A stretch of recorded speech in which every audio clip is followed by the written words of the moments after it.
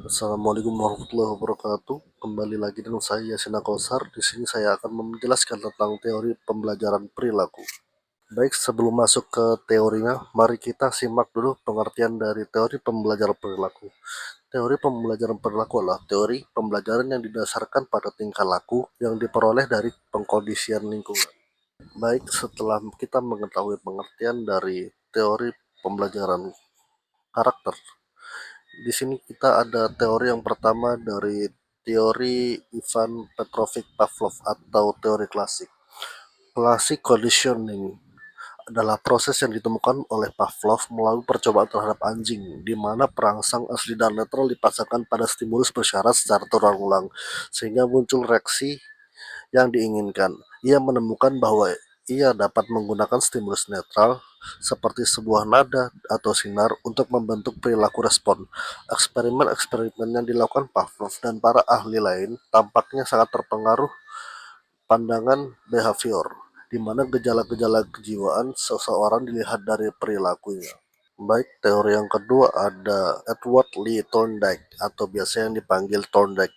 Menurut Thorndike, tahun 1911, salah seorang pendiri aliran tingkah laku, teori behavioristik dikaitkan dengan belajar adalah proses interaksi antara stimulus yang berupa pikiran, perasaan, atau gerakan, dan respon yang juga berupa pikiran, perasaan, dan gerakan. Menurut Thorndike, perubahan dan tingkah laku boleh berwujud sesuatu yang konkret atau dapat diamati, atau yang non-konkret atau tidak bisa diamati. Meskipun Thorndike tidak menjelaskan bagaimana cara mengukur berbagai tingkah laku yang non-konkret, atau pengukuran adalah sesuatu yang menjadi obsesi semua penganut aliran tingkah laku, tetapi Thorndike telah memberikan inspirasi kepada pakar lain yang datang sesudahnya. Teori Thorndike disebut aliran koneksionisme atau connectionism. Dan teori terakhir ada Skinner. Skinner meyakini bahwa perilaku individu dikontrol melalui proses operation conditioning, di mana seseorang dapat mengontrol tingkah laku organisme melalui pemberian reinforcement yang bijaksana dalam lingkungan yang relatif besar. Operation Operant conditioning adalah suatu proses perilaku operan atau penguatan positif atau negatif yang dapat mengakibatkan perilaku tersebut dapat berulang kembali atau menghilang sesuai dengan keinginan.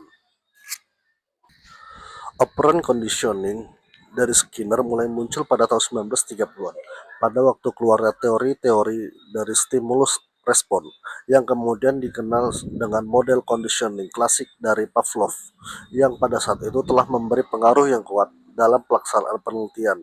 Munculnya teori operant conditioning ini sebagai bentuk reaksi ketidakpuasan Skinner atas teori stimulus respon. Umpamanya, pada pernyataan stimulus terus-menerus memiliki sifat kekuatan yang tidak mengendur.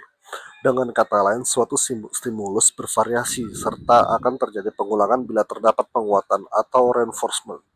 Pengulangan respon-respon tersebut merupakan tahap-tahapan dengan proses mengubah atau pembentukan tingkah laku. Sedangkan secara menyeluruh, istilah operant conditioning diartikan sebagai suatu situasi belajar di mana suatu respon lebih baik akibat performance langsung. Mungkin sekian dari saya, kurang dan lebihnya mohon maaf. Terima kasih. Wassalamualaikum warahmatullahi wabarakatuh.